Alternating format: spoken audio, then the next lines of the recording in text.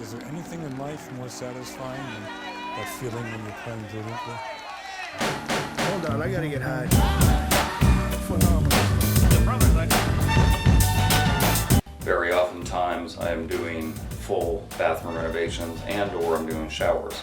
Sometimes I'm only specifically doing showers, and I know there's many of you out there who want to just change out a floor, whether it be a small hall bathroom floor, half bath floor, laundry room, things like that, where the process is relatively simple. It's a DIY thing. You can do it in a weekend, and sometimes I miss out on that little niche of people that want to be able to do that. So in the following video, I'm going to be showing how I do a small bathroom floor, a hall bathroom if you will. Every tiler, every contractor, whether you're a tiler or not, has their own way of doing things. I don't care, carpentry, sheetrock, whatever, everybody has their own way of doing things. So the critique that I get from this, I'm sure will be plentiful, but it will be irrelevant because, again, this is my way.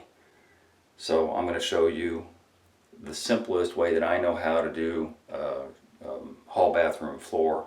It should take me, if I wasn't recording, it would take me probably an hour to an hour and a half to do a bathroom floor in a hallway. Whereas some people, it might take them longer, sometimes it might take you less. I'm not sure what your skill level is, but I'm going to show you how I do it, how I accomplish it from the very beginning to the very end. So I want to talk about products first of all. There are a lot of people out there that get caught up on different products. There are plenty out there. There's custom building products, and there's MapI, and there's probably half a dozen I'm missing already. The product, in my opinion, doesn't matter a whole lot. I've never ever had a job where somebody has come back to me 15 years later, 20 years later, and said to me, "Hey Bob, you know, my tiles are falling off of my wall because you used an inferior product." Look, Home Depot sells custom building products on everything that they have for tiling, and I've always used custom building products, and I've never had issues with those products, whether it be grout, whether it be thin set. Any of the products they sell are doing the job they're supposed to do. The company is a good company, the product is a good product. So some think if you spend more, you'll get a better quality product, and somehow or another there will be some magic behind your tile that will mysteriously make your tile stick better to your wall because you spent more. Doesn't work that way. In real life, once your tile is stuck to your wall, it has to stay there. That has a lot to do with application rather than what the product is. So my take on it is this has always worked well for me. Home Depot, Lowe's, all these stores that sell their individual products wouldn't be selling them if they failed. They wouldn't be selling them if for some reason they were getting, you know, calls all the time saying, "Hey, your product sucks," and things are happening that shouldn't be happening. It doesn't work that way in real life. Custom building products is being sold by Home Depot since I've been in business, and not one time I've ever had a failure. So if you want to spend more on a different product because it was recommended by you, or you saw online somewhere that somebody recommended that product as being the best, and it makes you feel better about it, then by all means spend the extra money. I don't see the point. And again, after 18, 19 years of doing this, I've never had a failure with custom building products. So I'm gonna still push toward that end. What I'm using on this floor is, again, Versabond. It's gray thin set. It costs about $16 a bag, $14, $16 a bag, something like that. And of course you could spend more, but I don't really see the point. So I've already got this pre-mix that's kind of slaking right now. I did it maybe about 5 minutes ago. It's going to start to get a little stiff, and you don't want that. You want to be able to work with it. So I will stir it up again here when I'm done with this video and get started on the actual tiling part. In the meantime, this is a half bath that I am working on currently. I didn't go through the process of taking up the old floor because there's really no point. I think most DIYers can kind of figure out how to take up their own flooring.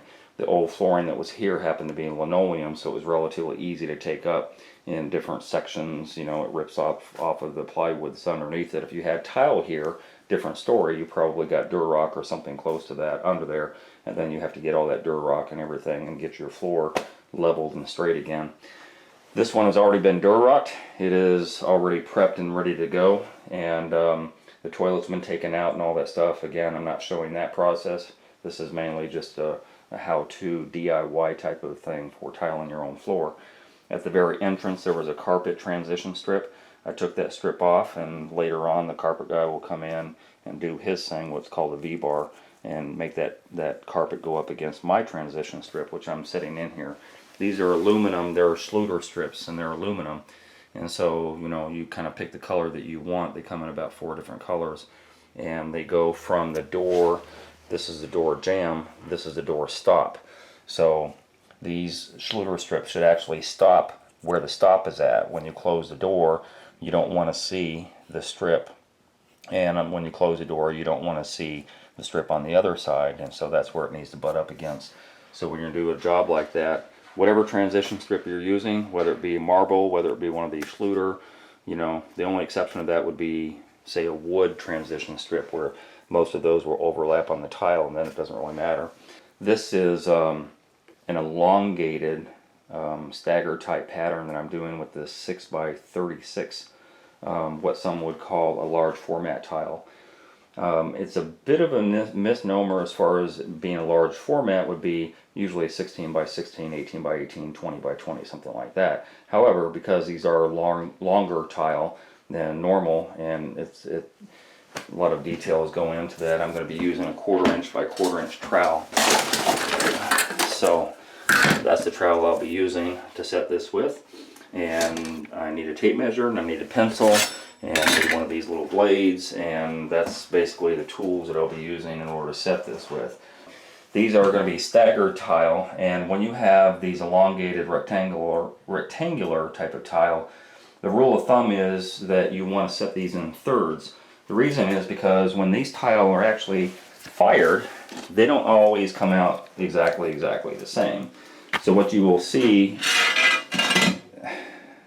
there's a very slight bow, and you can see on this tile the bow is kind of inward.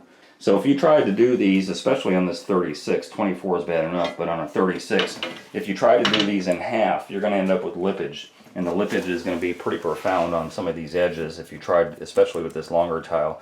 So the lippage you would have, say you were doing a staggered, this is 36.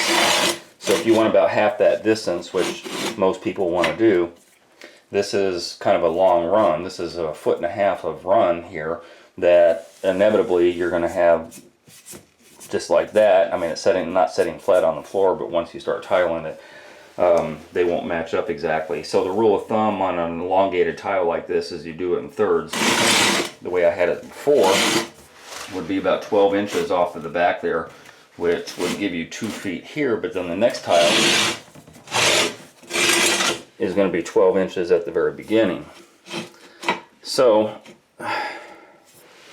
you got 12 inches, 12 inches, and 12 inches and 12 inches at the back. That's the third type of rule that you want to go by when using a type of tile.